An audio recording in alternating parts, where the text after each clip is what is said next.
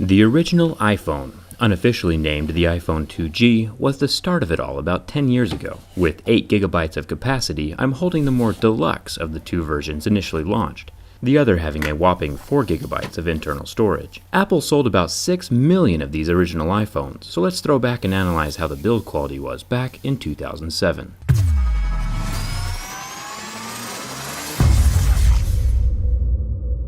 Now, obviously, with a phone this old, it is fairly difficult to find a brand new one like I always do with my regular durability tests. This phone does appear to be in original condition though. Well, at least it was before I got my hands on it.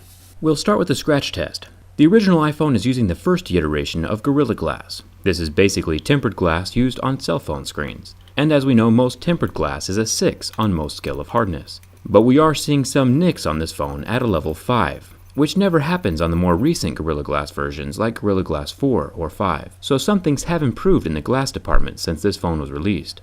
It's also interesting that you can almost see the individual pixels on the screen. The home button does not contain a fingerprint scanner and is made of plastic, but it does still have that satisfying physical click that has been removed on the newer versions of the iPhone. Up here on the front-facing camera, just kidding, there's no front-facing camera.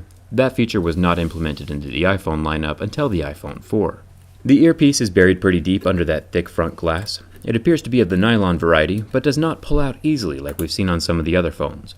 I still think metal makes for the most ideal earpiece on a cell phone, and luckily that's what we've been seeing in the later editions of the iPhone. The back of the phone is pretty curious. Instead of antenna bands at the top and bottom of the phone, we have more of an antenna chunk. This black plastic section of the phone makes up a pretty large portion of the device body, and is definitely not the most aesthetic looking piece of tech, but it did get the job done way back in the day. Lucky for us, the silver portion of the phone is indeed real metal. Solid, cold, and quality feeling in the hand. And look, it's an apple tree. You can tell it's an apple tree from the apple there in the center. It's pretty neat. This incredibly small circle up here in the top corner is the 2 megapixel camera lens for picture taking. Video capabilities were not introduced until the iPhone 3GS 2 years later in 2009. The interesting thing is that this camera lens is made from plastic. The little lip along the edge probably doesn't offer much protection either. I am glad that Apple has improved on this with later versions of the iPhone, delving into their own special blend of sapphire. There is no flash, so good luck with your low light shots, and no flashlight either.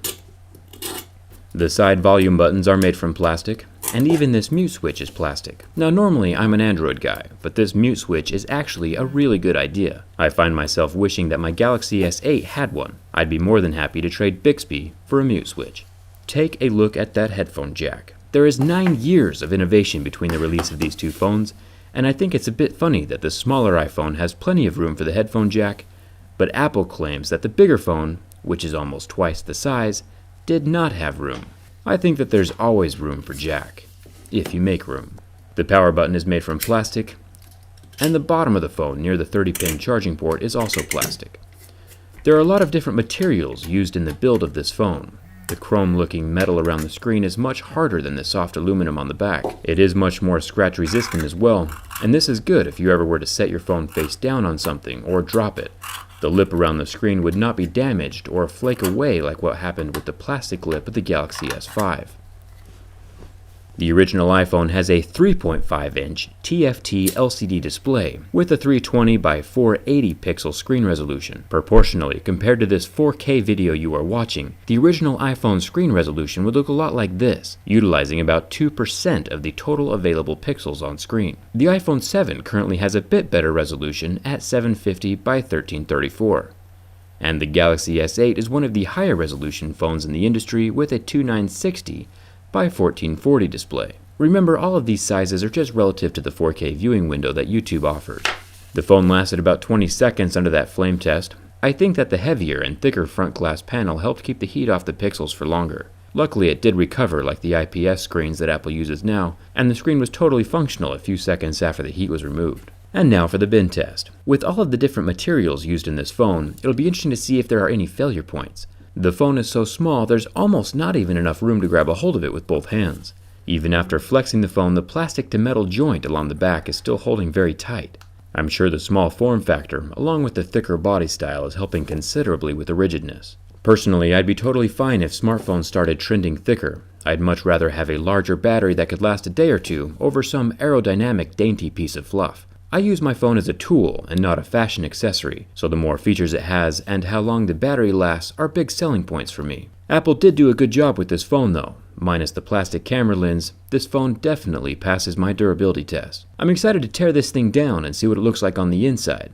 Now that the phone is so old, I'm sure there are plenty of old broken phones or phones with dead batteries laying around just waiting to be brought back to life. What other old phones would you like to see tested or torn down on my channel? I think these throwbacks are kind of fun. Thanks a ton for watching. I'll see you around.